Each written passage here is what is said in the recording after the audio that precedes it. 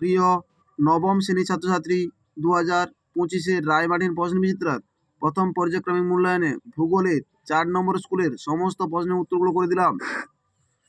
4 নম্বর school, পৃথিবীর নিরক্ষীয় ব্যাস ও মেরুর ব্যাসের মধ্যে পার্থক্য 43 কিমি, অপশান বি। এরাটোস্থেনিস ছিলেন গ্রিক দার্শনিক, অপশান বি। অরোরা বোরিওলিস দেখা যায় সুমেরু বৃত্তে, অপশান ডি। পৃথিবীর অনুসুর অবস্থান হয় 3রা জানুয়ারি, অপশান এ। সবচেয়ে উন্নত মানের লৌহ আকরিকের নাম হলো ম্যাগনেটাইট, অপশান সি। পশ্চিমবঙ্গের একটি তাপবিদ্যুৎ কেন্দ্র হলো ব্যান্ডেল, অপশান সি। ভারতের বৃহত্তম তৈল শোধনাগার হলো জামনগর, অপশান ডি। 2-এর দাগে, আর্যভট্ট ভারতের প্রথম কৃত্রিম উপগ্রহ। 21শে জুন তারিখে উত্তর গোলার্ধে দিন বড় এবং রাত ছোট হয়। পৃথিবীতে জলবিষুব হয় 23শে সেপ্টেম্বর তারিখে। পৃথিবীর গভীরতম সমুদ্রঘাত প্রশান্ত মহাসাগরে অবস্থিত। সত্য মিথ্যা? জাপানকে বলা হয় নিশীথ সূর্যের দেশ, মিথ্যা। নরওয়ের হামারফেস্ট বন্দরকে বলা হয় নিশীথ সূর্যের দেশ। কালো হিরে বলে বক্সাইটকে, মিথ্যা। কয়লাকে কালো হিরে বলা হয়। অসমের ডিগবয় ভারতের প্রাচীনতম তৈল উৎপাদন কেন্দ্র, সত্য। বোম্বে হাই সমুদ্রগর্ভে অবস্থিত ভারতের তৈল খনি, সত্য। 4-এর দাগে, পৃথিবীর সর্বোচ্চ ও সর্বনিম্ন স্থানগুলি কী কী? সর্বোচ্চ স্থান হলো মাউন্ট এভারেস্ট, এর উচ্চতা 8,848 মিটার। সর্বনিম্ন হলো মারিয়ানা খাত। ছায়াবৃত্ত কি? 60 নম্বর পৃষ্ঠা 1-এর দাগের প্রশ্নের উত্তরটি তোমরা দেখো। 60 নম্বর পৃষ্ঠা 1-এর দাগে ছায়াবৃত্ত।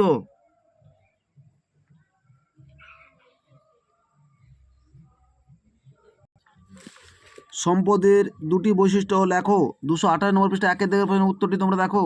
228 নম্বর পৃষ্ঠায় সম্পদের বৈশিষ্ট্য তোমাদের যে কোনো 2টি বা 3টি বৈশিষ্ট্য উল্লেখ করতে হবে। অবশ্যই বিষয় উল্লেখ করে বৈশিষ্ট্যগুলো উল্লেখ করবে।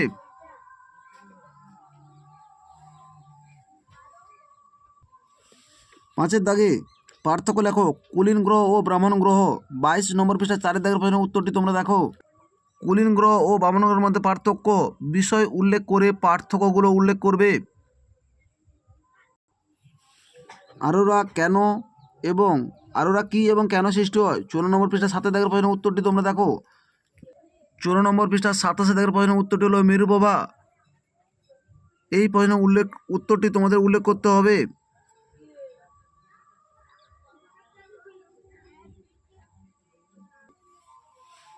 অপ্রচলিত শক্তির সুবিধাগুলি লেখো। 268 নম্বর পৃষ্ঠায় 2-এর দাগের প্রশ্নের উত্তরটি তোমরা দেখো।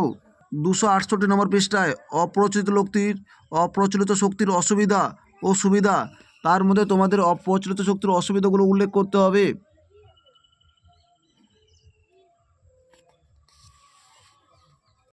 তোমাদের অপ্রচলিত শক্তির সুবিধাগুলো উল্লেখ করতে হবে, অসুবিধাগুলো উল্লেখ করতে হবে না।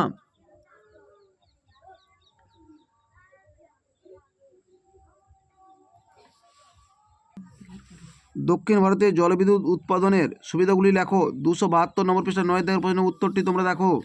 272 নম্বর পৃষ্ঠা 9-এর দাগের প্রশ্নের উত্তরটি তোমাদের উল্লেখ করতে হবে। অবশ্যই বিষয় উল্লেখ করে বৈশিষ্ট্যগুলো দেবে।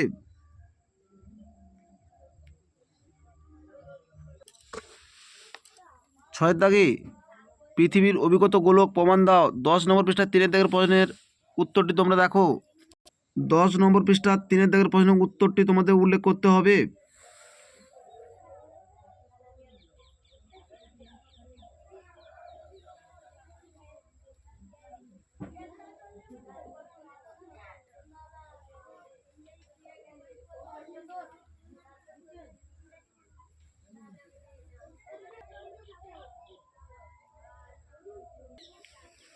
সম্পদ সংরক্ষণের পদ্ধতিগুলি উল্লেখ করো। 233 নম্বর পৃষ্ঠা 5-এর দাগের প্রশ্নের উত্তরটি তোমাদের লিখতে হবে।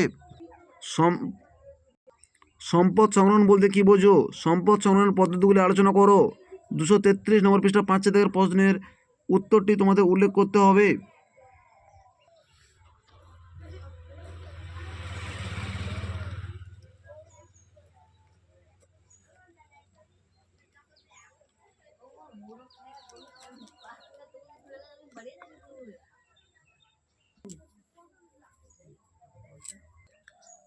আমাদের ভিডিওটি যদি তোমাদের ভালো লাগে তাহলে তোমরা লাইক করো, শেয়ার করো।